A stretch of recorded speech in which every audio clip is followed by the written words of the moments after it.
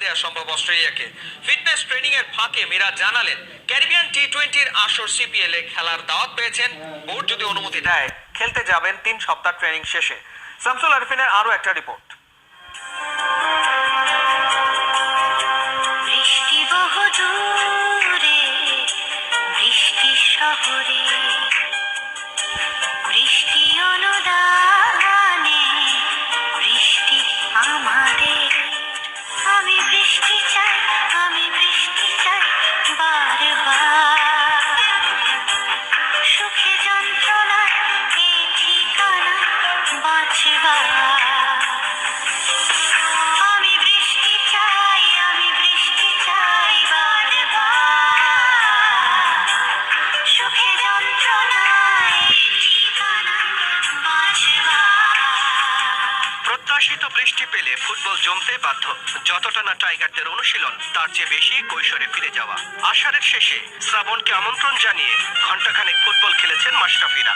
খেলা শেষ করে অস্ট্রেলিয়ার সাথে টাইগারদের টেস্ট প্রত্যাশা নিয়ে কথা বলেছেন মেহেদী মিরাজ। আমরা আশা করি যে বড় বড় টিমরা আমরা হারানোর যোগ্যতা রাখি, কারণ সেটা আমরা প্রুভ করছি শ্রীলঙ্কার মাটিতে যে হারিয়েছি, তারপর সে যে ইংল্যান্ডকে আমরা এখানে হারিয়েছি। মেহেদী মিরাজকে দলে টেনেছে সিপিএল এর দল ট্রিনবাগো নাইট রাইডার্স।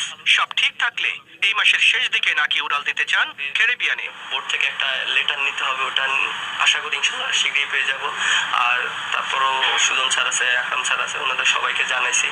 জানানোর পরে তারা বলছে আচ্ছা ঠিক আছে, সবাই বলছে ঠিক আছে।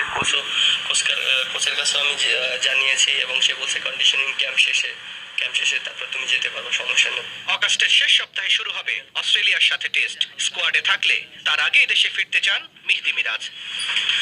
শামসুল আরিফিন, ৭১। অনাপত্তিপত্র পেয়েছেন অগাস্টের প্রথম সপ্তাহ পর্যন্ত। মাত্র খেলেছেন একটা ম্যাচ, কিন্তু এতেই শেষ হয়ে গেল তামিম ইকবালের ইংল্যান্ড অভিযান। ব্যক্তিগত কারণে ফিরে আসছেন এসেক্সে খেলতে যাওয়া ওপেনার। মঙ্গলবার বিকেলে অফিসিয়াল ওয়েবসাইটে এসেক্স জানায় ব্যক্তিগত কারণে এই মুহূর্ত থেকেই আর দলের সঙ্গে নেই তামিম। করতেও অনুরোধ জানানো হয়েছে কাউন্টি দলটির বার্তায়। জানা গেছে খুবই ব্যক্তিগত এবং জরুরি প্রয়োজনে এসেক্স থেকে ফিরবেন তামিম। ন্যাটোস টি-20 ব্লাস্টে এসেক্সের হয়ে অভিষেক ম্যাচে কেন্টের বিপক্ষে আউট হন 7 রানে। অস্ট্রেলিয়া সফরে নর্দার্ন টেরিটরিকে হোয়াইট ওয়াশ করেছে BCB high performance squad. 5 match সিরিজের শেষ ম্যাচ 141 রানে জিতেছে এইচপি টিম। ব্যাটিংয়ে নেমে 259 রান সংগ্রহ করে এইচপি দল। সর্বোচ্চ 53 রান করেন এনামুল বিজয়।